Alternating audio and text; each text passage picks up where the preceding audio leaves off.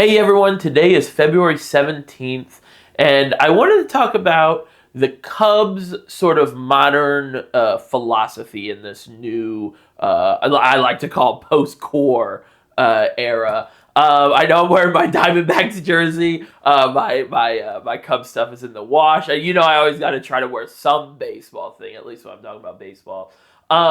So.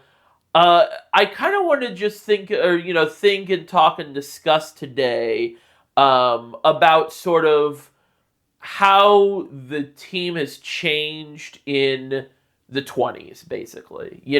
So today was like media day at spring training, and Dansby Swanson had an interview, which we've heard a lot before. Like we've heard this sort of sentiment before, and especially was one of the big, you know positive things about the Dansby Swanson signing was how the team is made up of winners and people that have playoff success in the past and stuff like that. So of course when Dansby came on, David Ross was still the manager, and I just remember that year, the spring training, he had a speech about like how many World Series champions and playoff, things and awards and stuff were in the room, And it's really interesting to me because it's sort of a philosophy, it's almost like a mercenary philosophy, where it's like, we're just going to try to get people that have had success in the past and replicate it and supplement those players with young, hopefully good talent. And that's sort of the opposite philosophy that we've seen have success in baseball recently, where a lot of success comes from the young core, the young players that are really good, and then you supplement those with sort of free agents and filling gaps that those young players cannot fill. Of course, that was how the original 2016 team was created, was a lot of young, probably best of all time prospects, coming up at once and supplementing those with veteran presences and stuff like that, especially in the pitching staff. So it's a really interesting sort of swap in philosophy, and I actually think it could work this year. I think they finally hit, the key guys and the key, formula for that to work. Because we have young guys that are coming up. Obviously, PCA's been in the league for pretty much a full year now, but I would still kind of consider him sort of a prospect a little bit, just because he needs, a little ironing out, and I don't think we've seen like his peak. I think there are some people that are like, okay, this is what he is. I think he could be. I think he could. I think he hasn't met the ceiling yet, basically, But now we have, like Matt Shaw, who is kind of interesting, and some of these other guys. But the team is mostly made up of, at this point, veterans, at least on the team. Like the most, homegrown guys are like Nico, Ian Happ, and Justin Steele, right? Those are sort of the guys.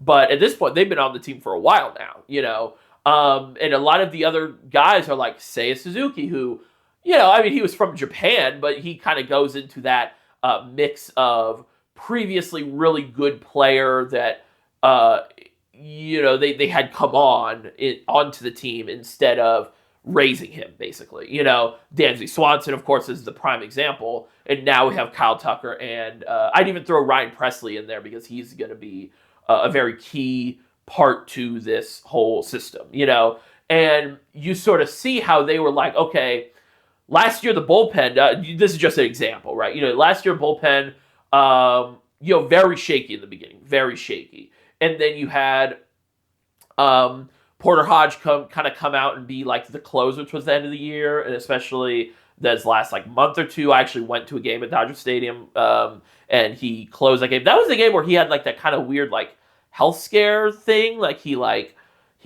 was having a hard time breathing and stuff. I don't know if you guys remember that, but he like walked off the mound. I was like, what's going on? It was kind of, also all the Dodger fans booed. That was kind of not cool, But anyway, But then you see, okay, coming into the offseason, they're like, and now you could attribute this to also Jed's like fear of having the bullpen issue happen again, because we've had that happen a couple times now, and last year was the worst year that happened.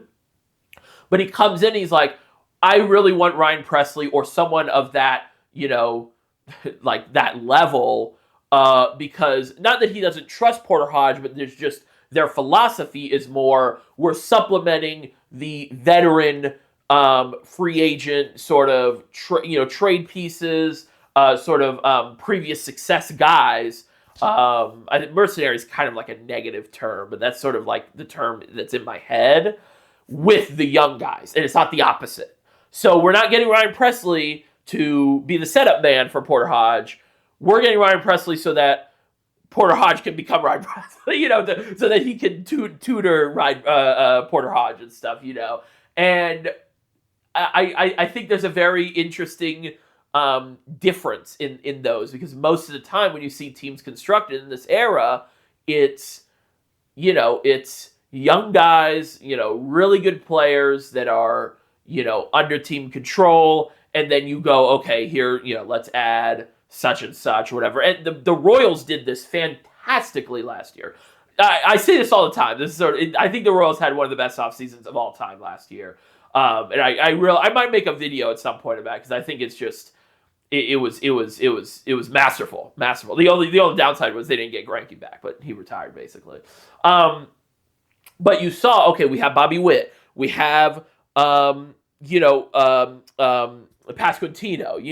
we have a lot of these young guys that are really good. Bobby Witt's like one of the best players in the league, and you go, okay, we're just going to fill every hole we have with very good players that we can get for our budget, and they did that fantastically. And it paid off. They got to the playoffs. And so it's interesting that the Cubs chose this way of life, this way of life. But I think it's going to pay off this year. And you can see, like, the team just looks. When you build a team like that, it's sort of a fast track to, like, look like a veteran team. Like, you look at the Astros the past almost 10 years now, maybe 8 years, and you just see, like, professionalism, and not that people, like, go crazy in baseball, like players and stuff, but you just see, like, their sole focus is to get better and win, and getting better leads to winning. And they're never satisfied. And you just see that mentality right now in spring training, which I really like. There's no crazy stories. They're just getting down to work, and that is how you build a fast track, team to that, is you go, okay, we're just going to get a bunch of veterans and make this sort of a team of good players that we paid for,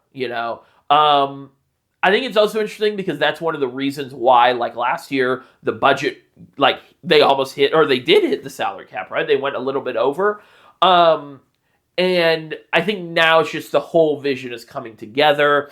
And I think they've properly identified this time good players. Because that was the other issue, is they can't go and get, not the Shohei's, like, had team success, but he's obviously, the best or one of the best players right now. But, they didn't go get Shohei, they didn't go get Juan Soto, who, is sort of in that sort of middle ground of, like, he's had a lot of success, but he's still really young. Like, can you really consider him, like, in this sort of veteran presence, that we're talking about, this mercenary role? But, like, they would go get, like, Drew Smyly, and I really like Drew Smyly. I really wanted him to get that perfect game. Was that last year? I think that was last year, right?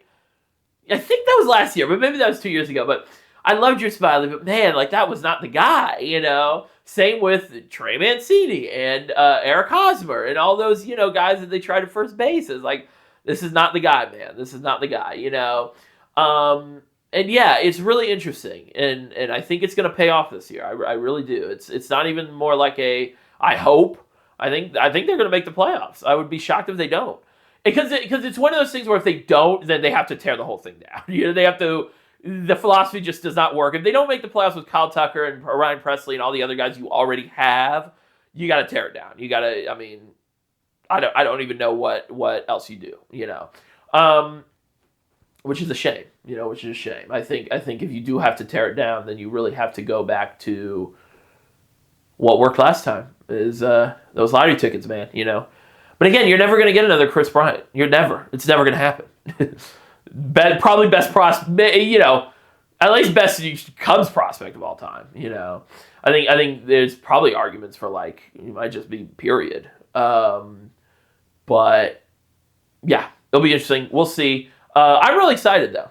I think the team's going to be pretty good. I'd love one more bullpen piece. Kenley. No, Kenley's. Where's Kenley? He's Angels. Kenley's with the Angels. Who was it? Who else was not? David Robertson. David Robertson's still on the team, and I don't remember. Anyway, all right. I'll see you guys later. Bye bye. Hopefully that was interesting. I don't know. Maybe I just went on a crazy ramble. All right. I'll see you guys later.